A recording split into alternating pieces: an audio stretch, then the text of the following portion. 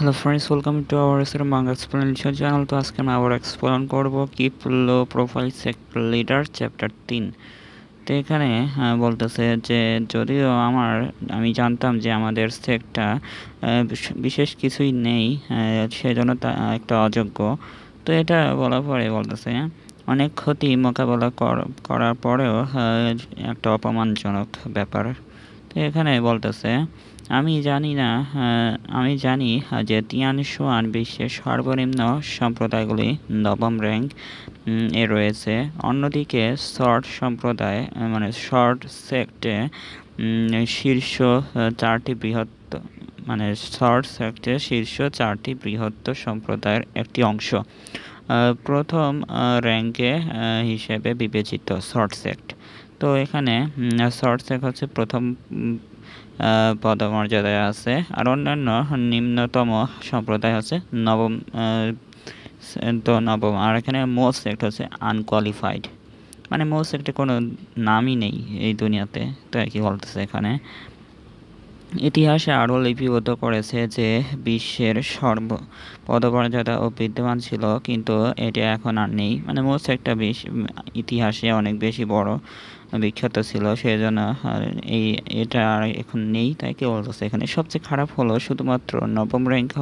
তাহলে কেন আমার সম্প্রদায় অযোগ্য হিসাবে গ্রেড করা হয়েছে? তো এখানে আর কি তাই বলতেছে, তার সিস্টেম বলেছিল যে আমাদের মোস্ট একটা অযোগ্য।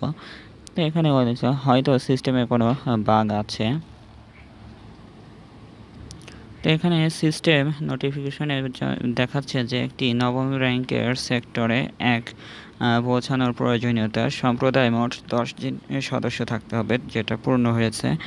নবম র্যাঙ্কে পৌঁছানোর প্রয়োজনীয়তা সেক্টর 2 সম্প্রদায়ের নেতা প্রয়োজন। এখানে প্রথম পদে সম্প্রদায়ের নেতা লু চাওজি শিক্ষার 20 পদমর্যাদা অসম্পূর্ণ, মানে তার শিক্ষা এখনো পূর্ণ হয়নি। কি বলতেছে, তো এটা দেখে অনেক মানে মন খারাপ হয়েছে। তো এরপর বলছে তো একে ভেবেছিল সমস্যাটি আমার মধ্যে রয়েছে। মনে হচ্ছে আগামীকাল আমার সাফল্য পেতে আমাকে পাহাড়ের নিচে যেতে হবে। তো এটা বলার পরে বলতেছে যার কথা বললে আমি যদি আমার সম্প্রদায় মানে সেক্ট কি অযোগ্য হয়, তবে তালোয়ার্স মানে শর্ট সেক্টের অধীনে 300টি সম্প্রদায়ের মধ্যে থেকে একটিকে বের করে দেওয়ার উচিত ছিল। তবুও তো এখানে বলতেছে মানে বাইরে কোথাও যাচ্ছে, তো যেতে যেতে একটা মেয়ের কথা ভাবতেছে আর ভেবে বলতেছে এই সেক্টর মানে শর্ট সেক্টরের মধ্যে কেউ আছে যে সম্প্রদায়ের অন্তর্গত।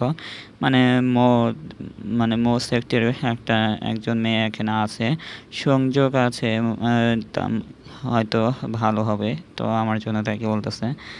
তো এখানে একটা গ্রেভিয়ার্ড এখানে যাচ্ছে, মানে কবরস্থানের আশেপাশে কোথাও একটা এসে এখানে খটখট করে শব্দ হচ্ছে। আর বলতেছে এখানে তুমি কি সেখানে আছো, তাই কি যেন বলতেছে। তো এখানে বলতেছে ভাগ্যক্রমে আপনি এখনো এখানে আছেন। হ্যাঁ, তাই কি বলতেছে কি যেন একটা মানে শ্যাডো টাইপের কিছু একটা বের হচ্ছে। তো এরপরে বলতেছে এই ব্যক্তিকে 315টি সেক্টের নেতা ফিরিয়ে এনেছিল। স্পষ্টতই তিনি শত শত বছর আগে তার ক্ষমতা দেখিয়েছিলেন এবং এটি বেশ শক্তিশালী ছিল, কিন্তু তিনি এখন কবরস্থানে নির্জনে বসবাস করতে বেছে নিয়েছেন। তাই বলে এখানে এগুলো ভাবতেছে। ভাবার পরে এখানে দেখা যায় শ্যাডোর মতন কিছু একটা আসতেছে, পার্পল লাইটের মতো। সম্ভবত এই 1 সেকেন্ডে কথাটি কত ছোটকালের সন্ন্যাসীরা পাহাড়ে লুকিয়ে থাকে, আসল সন্ন্যাসী শহরে থাকে, আর দেবতারা কবরস্থানে লুকিয়ে থাকে। কি একটা নিয়ম বানাইছে এগুলো। তো এখানে বলতেছে এই সুবিধা এবং অসুবিধা আছে। ভালো দিকটা হলো সে যদি সেখানে মারা যায়, তাহলে তাকে আর কবর বানানোর জন্য আমাকে কোনো প্রচেষ্টা মানে আমাকে আর কোনো কষ্ট করা লাগবে না, তার কবর এমনিতেই হয়ে আছে। তাই কি বলতেছে, যদিও খারাপ দিক হলো আমি কখনো নিশ্চিত করতে পারবো না সে মারা গেছে নাকি বেঁচে আছে। তো এখানে পরের দিন সকাল হয়ে গেছে। সকালে এখানে বসে বসে দুই বোন এখানে দুই ভাই বোন এখানে মিলে এখানে কথা বলতেছে। মোসেক্টের হাইচেস্ট কর্তৃপক্ষের সভা এটা। তো এখানে সভাতে বলতেছে বড়লু মানে তোর মানে এখানে সিস্টারের নাম হচ্ছে লু। তো এখানে বলতেছে বড়লু এইবার পাহাড়ে নামার ব্যাপারটা সেটা মিটিয়ে নেওয়া যাক। তাই কি বলতেছে যে পাহাড়ে নামতে হবে। এরপর এটা শুনে বলতেছে ভাই আপনার অভিনয়টা নেশা কি আবার দেখা যাচ্ছে। তাই কি বলতেছে এখানে তার সিস্টার। তাই বলতেছে চুপ করো, নেতার প্রতি এত অসম্মান, গালে একটা চিমটি দিয়ে শাস্তি দেবো কিন্তু। তাই কি বলতেছে এখানে।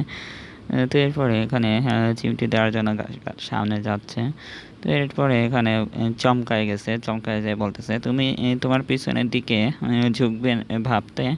তো আপনি কি সিরিয়াস? এটি একটি ছোট ভঙ্গি মাত্র। তাই কি বলতেছে। তো এরপরে বলতেছে ভাই আগে নিজেকে পরিষ্কার করে বলো, তুমি পাহাড়ের নিচে যেতে চাও কেন? সামনে অনেক বিপদ, পাহাড়ে কাল্টিভেশন করার জন্য, তাই না?